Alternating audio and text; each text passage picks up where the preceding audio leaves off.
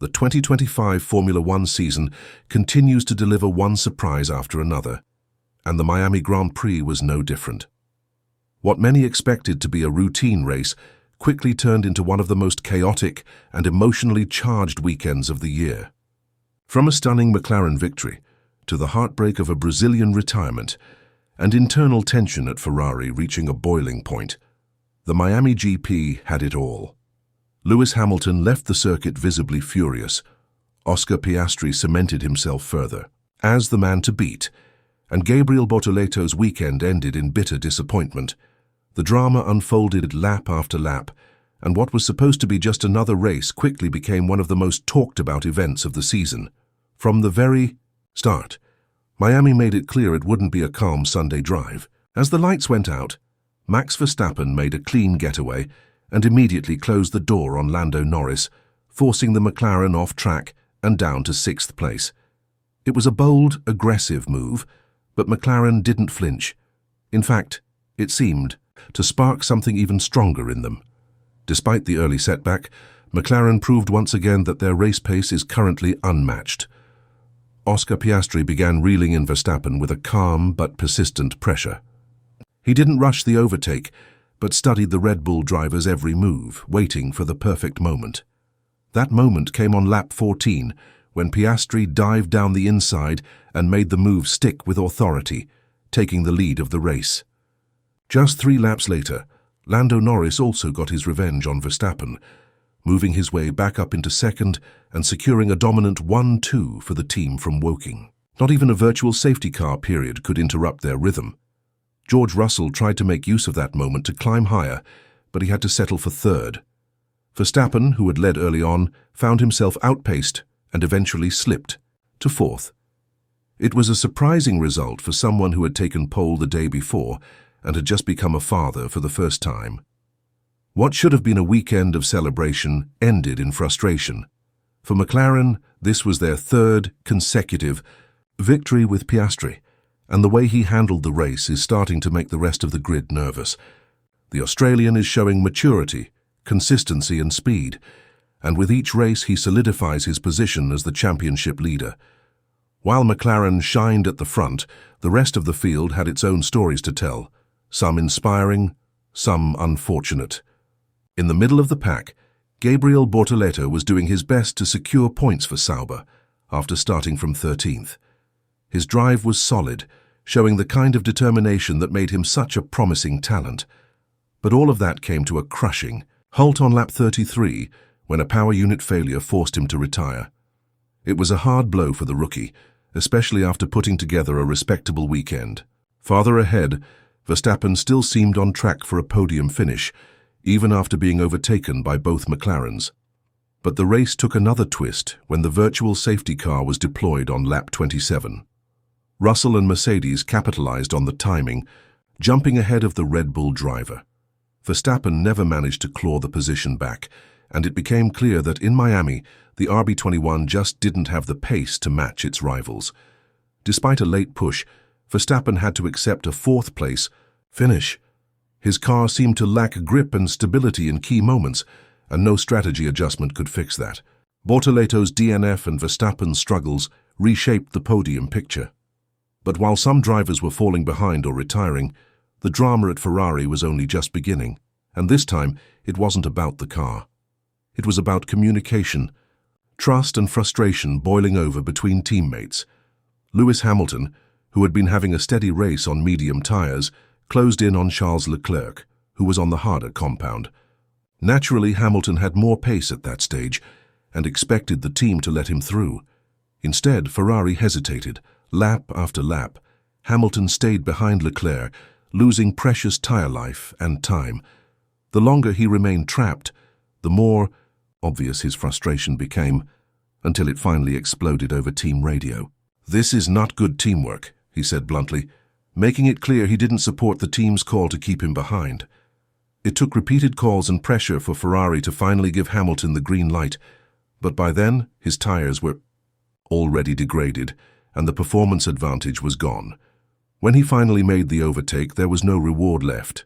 To make matters worse, later in the race, Ferrari asked Hamilton to give the position back to Leclerc. The reason? Carlos Sainz was closing in from behind. Hamilton, already agitated, responded with a sarcastic comment over the radio. "Do you want me to let him through as well?" It wasn't just a joke. It was a public sign of how fractured things have become inside the team. What should have been a coordinated push turned into another example of Ferrari's ongoing strategic confusion. Hamilton's radio outburst wasn't just heat-of-the-moment frustration. It was a reflection of something deeper, a sense that Ferrari still lacks, the structure and clarity needed to compete at the highest level.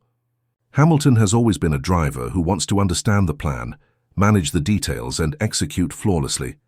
But in Miami, it seemed he was racing blind. Changing instructions, unclear strategies, and mistimed decisions left him fighting not just the competition, but his own team's calls.